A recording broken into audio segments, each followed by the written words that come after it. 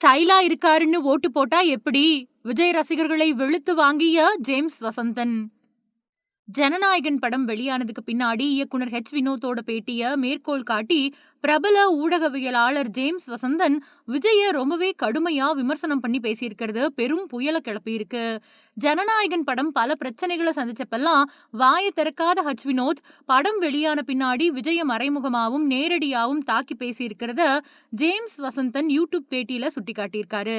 தேர்தலுக்கு முன்னாடி சீமான், திமுக, அதிமுக, விசிக மாதிரியான அரசியல் தலைவர்கள் விமர்சனம் பண்ணதை விட ஜனநாயகன் ரிலீஸுக்கு பின்னாடி வினோத் பேசினதுதான் பெரிய தாக்குதல் அப்படின்னு குறிப்பிட்ட ஜேம்ஸ் வசந்தன் வினோத்தோட பேட்டிய இப்படி நினைவு கூர்ந்திருக்காரு.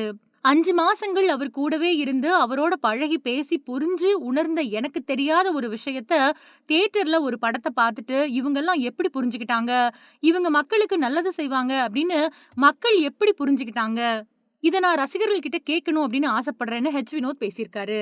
வினோத்தோட இந்த பேட்டிக்கு பின்னாடி இருக்கக்கூடிய அர்த்தத்தை விளக்கி பேசின ஜேம்ஸ் வசந்தன் மக்களுக்கு இவர் நல்லது செய்வாரு அப்படின்னு சொல்றதுக்கு இதுவரைக்கும் ஜோசப் விஜயா அவரு என்ன பேசியிருக்காரு, இதுவரைக்கும் விஜய் நமக்கு ஒரு நடிகரா தானே தெரியும், திரையில அவர் ஏற்கக்கூடிய ஒவ்வொரு கதாபாத்திரமும் ஒரு முகமூடி, அப்படி பிடிச்சு போன ஒரு நடிகரை அரசியலை பத்தியோ மக்களை பத்தியோ யோசிக்காம ஸ்டைலா இருக்கான் அழகா இருக்கான் அப்படின்னு நினைச்சு வாக்கு போட்டவங்கள எப்படி நாம மக்களா ஏத்துக்கிறது?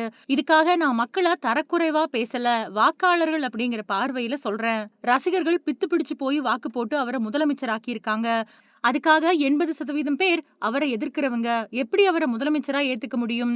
நாங்க கன்வின்ஸ் ஆகவே இல்ல. விஜய்க்கு அரசியல் பத்தி ஒண்ணுமே தெரியாது அப்படிங்கிறது எனக்கு நல்லாவே தெரியும் அப்படின்னு ஜேம்ஸ் வசந்தன் அந்த பேட்டியில பேசியிருக்காரு. இப்போ அவரோட பேட்டி இணையத்துல ட்ரெண்ட் ஆயிட்டு வருது.